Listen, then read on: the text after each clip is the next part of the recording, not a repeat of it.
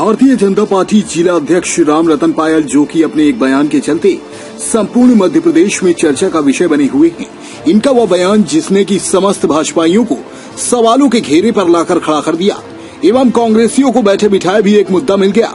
जी हां, आपको बताते ही चले कि पौधारोपण कार्यक्रम के दौरान जागृति पार्क माधवनगर कटनी में भाजपा जिला अध्यक्ष राम रतन पायल के द्वारा महंगाई संबंधित चर्चा पर उन्होंने तालिबान जाने की बात स्थानीय पत्रकारों से की। उनके द्वारा रखे गए पक्ष से समस्त भाजपाई सवालों के घेरे में आकर खड़े हो गए। मुहर्रम के मातम भरे पर्व पर राम रतन पायल का कैमूर आगमन होते ही पीबीसी न्यूज के संवाददाता गुलशन चक्रवर्ती के द्वारा उनसे उनके विवादित बयान पर गरमाई चर्चा के विषय में बात की गई। तो उन्होंने चर्चा के दौरान उन्होंने अपना पक्ष रखते हुए बताया कि मेरे द्वारा कही गई बातों का कुछ सम्मानीय पत्रकारों ने गलत अर्थ निकाला है। साथ ही साथ उन्होंने कांग्रेस शहर अध्यक्ष मिथिलेश जैन को भी हमारे न्यूज चैनल के माध्यम से एक संदेश भी दिया है।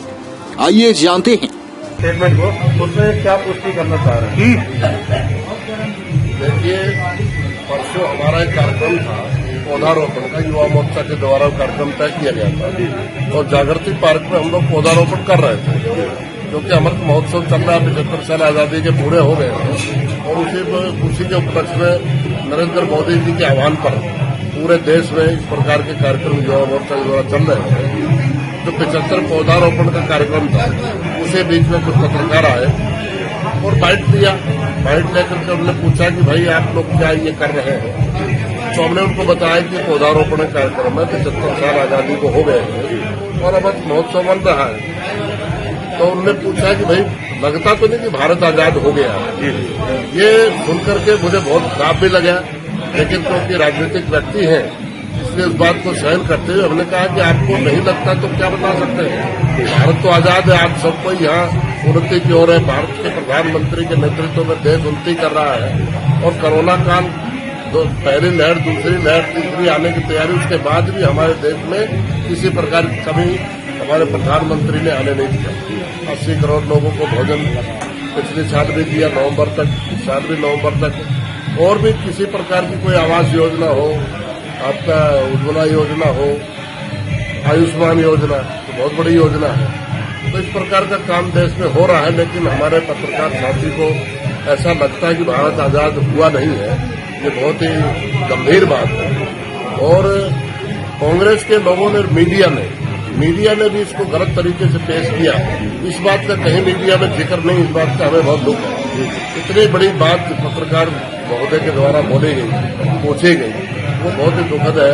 उसकी चर्चा होना चाहिए था।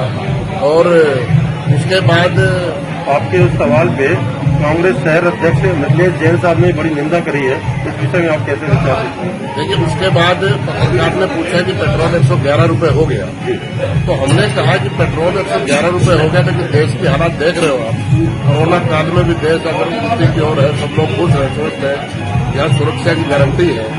और आज मेरा कहने का आशय था कि तालिबान अफगानिस्तान में जाकर के देखिए कि वहाँ पेट्रोल तो 50 रुपए है, लेकिन सुरक्षा नहीं है, लोग सुरक्षित नहीं है, लोग परेशान है, घर छोड़ के भाग रहे हैं।